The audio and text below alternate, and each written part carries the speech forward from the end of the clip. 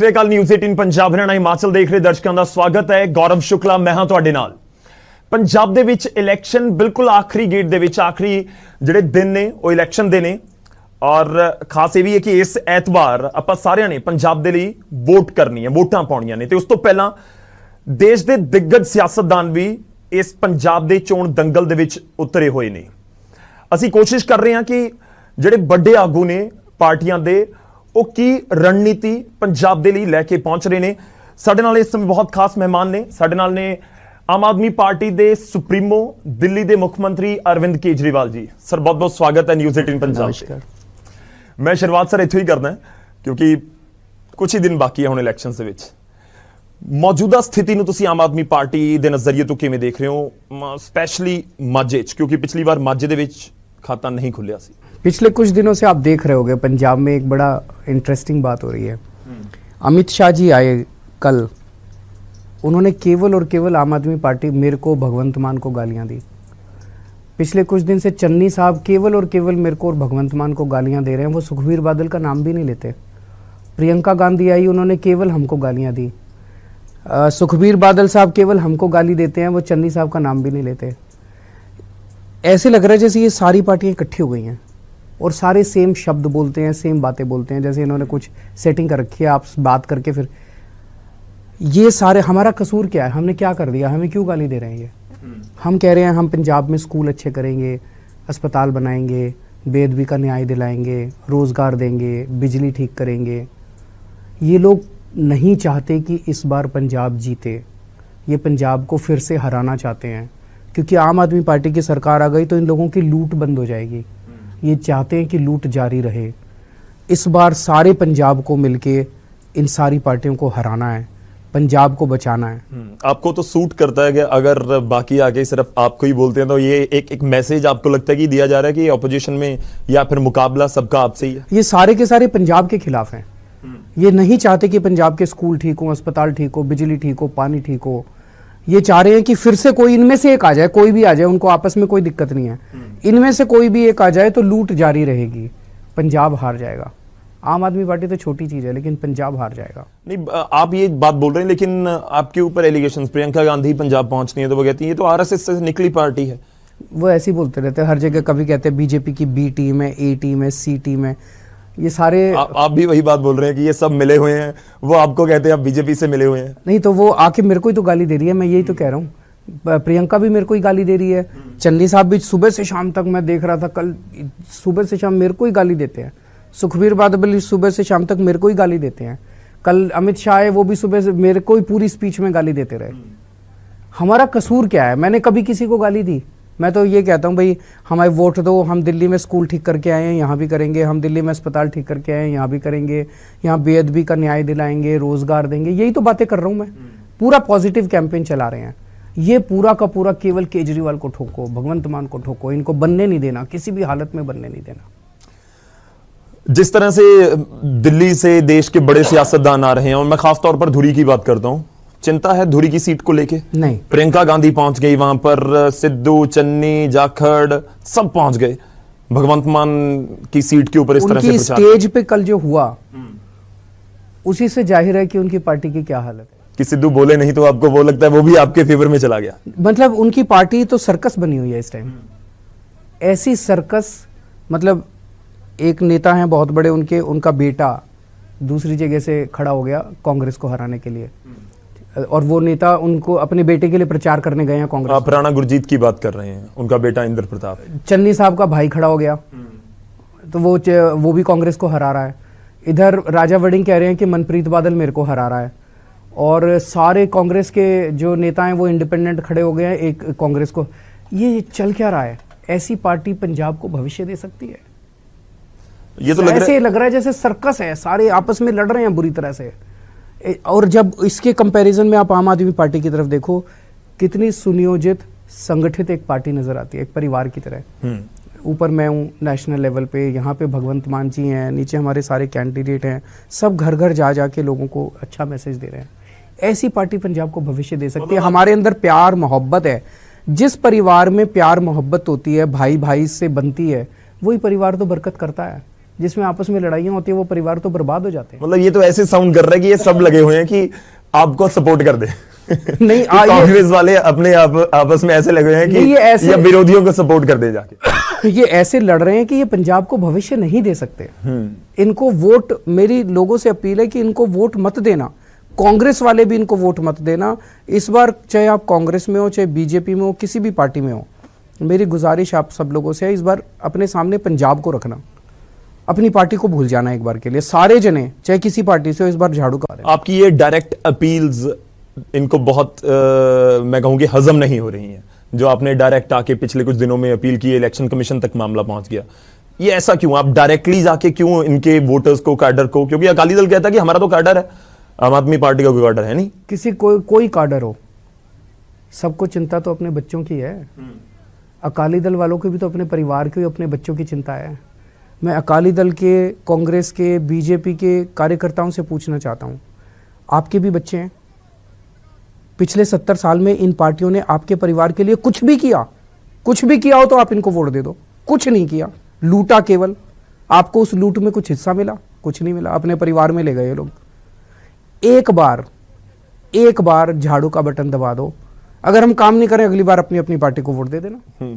Election commission तक ये मामला पहुंचा, जिस तरह से आपने डायरेक्ट अपील की। इलेक्शन कमीशन ने कोई एक्शन नहीं लिया, इसका मतलब इलेक्शन कमीशन भी कह रहा है केजरीवाल सही बोल रहा है। नहीं, वो उन्होंने कुछ नोटिस किया, ये भी जानकारी आई कि वीडियोस हटा दो, ऐसी भी कोई जानकारी आई? हमें कोई नहीं। मैं धुरी के ऊपर वापस आता हूं, उसके बाद मैं सीएम की सीट्स की जिक्र करूंगा, चन्नी जी की। चन्नी कहते हैं कि भगवंत मान को केजरीवाल हराना चाहते हैं, 20,000 वोटों से भगवंत मान हार रहा है। कैसे मैं हराऊंगा? तो मैं कैसे सीएम? वो कह रहे हैं कि हाँ, वो कह रहे हैं कि एक विंडो खुली रखना चाहते हैं कि अगर भगवंत मान हार गया तो मुख्यमंत्री कौन बनेगा, फिर केजरीवाल आ जाएंगे। वो देखो अपनी फैमिली को भी प्रोजेक्ट कर रहे हैं, धुरी में आके प्रचार किया। मैं तो चुनाव ही नहीं लड़ रहा। चन्नी साहब आजकल रात को सो नहीं पा रहे, वो आंख बंद करते हैं तो भूत की तरह मैं उनके सपने में आता हूं। 24 घंटे केजरीवाल केजरीवाल केजरीवाल काला है, केजरीवाल के कपड़े खराब है, केजरीवाल भारी आदमी है, फलाना है, टिमका है। मैं उनसे रिक्वेस्ट करना चाहता हूँ, थोड़ा आराम करें, थोड़ा सो लें, वो आराम तो थोड़ा शांति मिलेगी मन को।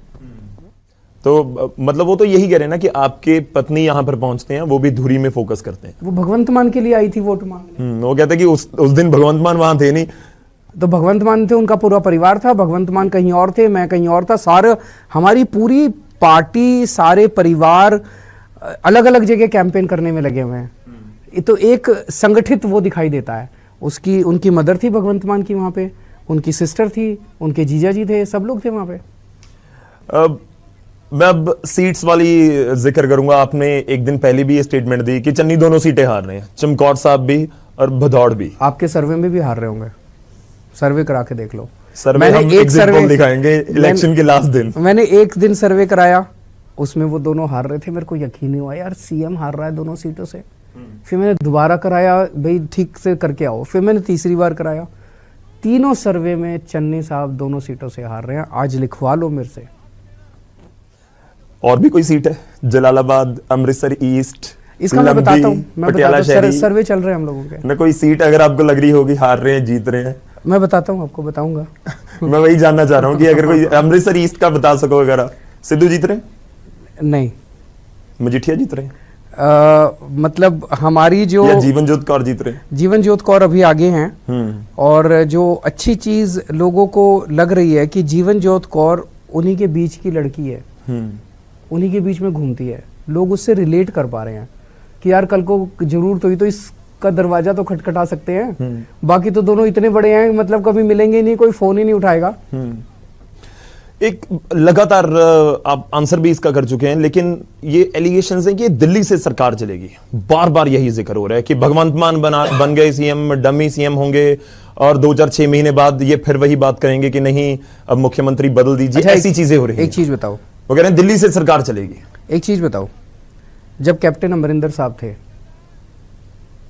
वो 3-3, 4-4 दिन गांधी परिवार के वेटिंग रूम में बैठे रहते थे। बैठे रहते थे कि नहीं बैठे रहते थे? ऐसी खबरें आती थी, तो आपको तो पता ही है। बैठे रहते थे, मिलते भी नहीं थे गांधी परिवार के लोगों से, फिर वो वापस आ जाते थे। ये तो पंजाब की इंसल्ट है ना। 3 करोड़ पंजाब, वो तो सीएम थे, 3 करोड़ पंजाबियों की इंसल्ट है। कितनी बार हुआ ऐसे? आजकल चन्नी साहब लगभग हर रोज दिल्ली बैठे रहते हैं।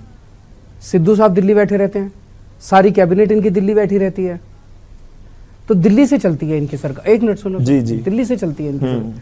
आप मेरे को ये बताओ, पिछले 4 महीने में भगवंत मान कितनी बार दिल्ली आया? 2 बार मेरे घर। अभी मुख्यमंत्री नहीं बने ना, अभी तो सिर्फ कैंडिडेट है। तो मुख्यमंत्री बनेगा तो और बड़ा हो जाएगा। आज तो वो कार्यकर्ता है। नहीं, एक मिनट हाई- सुनो, एक मिनट हाँ। सुनो सुनो सुनो, अभी तो आज तो कार्यकर्ता है, आज तो आ ही सकता था। जब भी पंजाब के किसी मसले की बात होता है तो केजरीवाल यहाँ आता है। हमारी पार्टी पंजाब से चलती है, उनकी पार्टी दिल्ली से चलती है। एक बात। दूसरी बात, जहां तक स्कूल, अस्पताल, बिजली, पानी, हमने ये सारे काम किए दिल्ली में। मैं तो ये कहता हूं ये सारे जने सीख लें मेरे से, दूसरी पार्टी वाले भी सीख लें। शिवराज सिंह चौहान को मैं सिखाने को तैयार हूं, अशोक गहलोत सीख ले, अपने स्कूल अस्पताल ठीक कर ले, तो हमारी पार्टी का भगवंत मान तो सीखेगा। और फिर पंजाब में जो अच्छे काम होंगे वो हम सीखेंगे। तो ये देश की बात है, देश के किसी भी कोने में अच्छा काम हो सबको सीखना चाहिए। तो आप केजरीवाल की पाठशाला खोलना चाह रहे हैं कि आइए केजरीवाल बताओ मैं की कैसे भी- बनते हैं अस्पताल, कैसे बनते हैं केजरीवाल स्कूल। ने कुछ अच्छे काम किए, सब सीखे उससे। भगवंत मान यहाँ अच्छे काम करेगा, पूरा देश सीखे उससे। उसमें केजरीवाल को ये नहीं सोचना चाहिए नहीं मैं भगवंत मान से नहीं सीखूं, हम इनसे सीखेंगे, अब वो हमसे सीखेंगे। कोई दूसरी पार्टी वाला भी अच्छे काम देश के लिए तो सबको आगे आना चाहिए। दूसरी पार्टी वाला भी करेगा, मैं तो खुशी खुशी जाके उनसे सीख के आऊंगा। डेप्यूटी सीएम वाला कोई फॉर्मूला है आपके जहन में?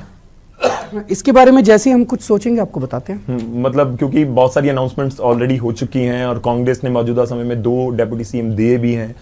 क्या कहीं पे कोई कोने में ऐसी कोई बात इसके बारे में बातचीत चल रही, अगर कुछ भी डिसीजन होगा तो मैं बताता हूं आपको। एक मैं रिजर्व सीटों को लेकर पूछना चाहूंगा। 34 सीट्स हैं पंजाब में, आपको पिछली बार मालवे से 9 सीट्स मिलती हैं, 20 में से 9, मतलब बहुत बड़ा एक, या आप कहिए कि 50% ऑलमोस्ट सीट्स आपको जो एससी भाईचारा की रिजर्व सीटें वहां से मिली। इस बार कांग्रेस ने एक दलित सीएम को बनाया और उसके बाद एक बार मुख्यमंत्री का चेहरा दोबारा बना भी दिया। वो कैसे आपको इफेक्ट, आप कैसे बांध के रखेंगे? मैं सीधा 9 सीटों पे ही आता हूं। 34 सीटें तो हैं ही, लेकिन वो 9 सीटों पर भी आप अपने वोटर्स को कैसे बांध के रखेंगे? देखिए कि चारों तरफ प्रोपेगेंडा फैलाया जा रहा है कि चन्नी साहब एससी भाईचारे से आते हैं, इसीलिए सारा एससी भाईचारा चन्नी साहब को वोट दे देगा। एससी भाईचारे के लोग कह रहे हैं कि 111 दिन इनकी सरकार थी, 111 दिन में चन्नी साहब ने अपने रिश्तेदारों के लिए तो करोड़ों रुपए का इंतजाम कर दिया। रिश्तेदारों के यहाँ करोड़ों नोटों के बंडल में एससी भाईचारे के लोगों के लिए क्या किया? कोई भी काम किया उन्होंने एससी भाईचारे के लोगों को? कहते 5-5 मरले के प्लॉट दूंगा, किसी को मिला? एक आदमी को भी मिला? किसी को कुछ नहीं किया इन्होंने, अपने लोगों के लिए कुछ नहीं किया। मैं आज अपील करना चाहता हूं सभी एससी भाईचारे के लोगों से। बाबा साहब अंबेडकर का एक सपना था कि इस देश के हर बंदे को, हर बच्चे को, चाहे वो गरीब का बच्चा हो, दलित का बच्चा हो, हर बच्चे को अच्छी से अच्छी शिक्षा मिलनी चाहिए। आज 75 साल बाद भी बाबा साहब अंबेडकर का सपना पूरा नहीं हुआ। पहली बार एक पार्टी आई है, आम आदमी पार्टी, जो दिल्ली में गरीब से गरीब बच्चों को अच्छी शिक्षा दे रही है, बाबा साहब अंबेडकर का सपना पूरा कर रही है। जिस दिन वोट डालने जाओ, आंख बंद कर लेना, आंख बंद करके अपने सामने बाबा साहब अंबेडकर की तस्वीर लाना और सोचना कि आज अगर बाबा साहब अंबेडकर जिंदा होते, वो केजरीवाल को वोट देते कि चन्नी साहब को वोट देते। केजरीवाल जिसने जो बाबा साहब अंबेडकर का सपना पूरा कर रहा है, गरीब बच्चों को, दलित बच्चों को अच्छी शिक्षा दे रहा है, या चन्नी साहब को वोट देते? आपको आपका जवाब मिल जाएगा। वो कह रहे हैं गरीब सीएम हमने एक बार फिर चुना। वो तो खुद ही उनकी पार्टी वाले कह रहे हैं कि पता नहीं कितने करोड़ की उनकी जायदाद है। नहीं देखिए, समय आपके पास बहुत कम है, मैं 2-3 सवाल जरूर जानना चाहता हूं। कल चन्नी ने एक चैलेंज कर दिया भगवंत मान को, कहता है कि अगर इतनी बात है ना, मेरे साथ अपनी प्रॉपर्टी जो जायदाद है वो एक्सचेंज कर ले। हाँ कर लो, अच्छा है। भगवंत मान रेडी है? रेडी है। आपकी बात मैं उनकी तरफ से बोल रहा हूँ। वो कह रहे हैं कि वो तो 1.69 था, आपने 169 करोड़ पढ़ लिया। वो सारे कह रहे हैं, वो मैंने देखा था, शायद सिद्धू साहब की बेटी भी कह रही थी। तो तैयार हैं? बिल्कुल तैयार है। अच्छा, मैं एक आखिरी सवाल आपसे पूछना चाहूंगा, क्योंकि आप फीडबैक आपके पास पहुंच रही है, सर्वेज आपके हैं। ऑनेस्टली अगर आप बिल्कुल ईमानदारी से जवाब दे पाए, कितनी सीटें? मैं आप लोगों के सर्वे पे यकीन करता हूं, जो आप लोग सर्वे सारे चैनल करा रहे हैं, तो उसमें 60-65 सीटें दे रहे हैं आप लोग, तो उसका मतलब सरकार तो बन रही है। तो मैं लोगों से अपील करना चाहूंगा, देखो 80 से कम सीट नहीं आनी चाहिए एक स्टेबल सरकार के लिए। तो अब सरकार तो बन रही है, लेकिन अब थोड़ा सा लग जाओ सारे जने, जितने लोग ये प्रोग्राम देख रहे हैं, अब अपनी गली मोहल्ले में घर घर जाके सारे वोट इस बार, एक तो ये इंश्योर करना कि वोट डालने हर आदमी जाए और सब लोग झाड़ू का बटन दबाएं। तो अब 4-5 दिन बचे हैं, सोना नहीं है, खाना नहीं है, पीना नहीं है, अब सबने लगना है। 80 सीटें आप कह रहे हैं? मैं लोगों से अपील कर रहा हूँ कि 60-65 कह रहे हैं। 80 दे देना। आपने कहा था ना कि चन्नी की लिखवा लो, आपकी दोनों सीटें मारे हैं। मैं तो कह रहा हूँ कि लिखी दो आपकी। लो बिल्कुल लिख के दे दो आप, ये लोग जानना चाहते हैं। ये जिस दिन नतीजे आएंगे उस दिन ये चला देना। मैं बिल्कुल चलाऊंगा ये। आप कह रहे हैं कि चन्नी दोनों सीटें हार रहे हैं।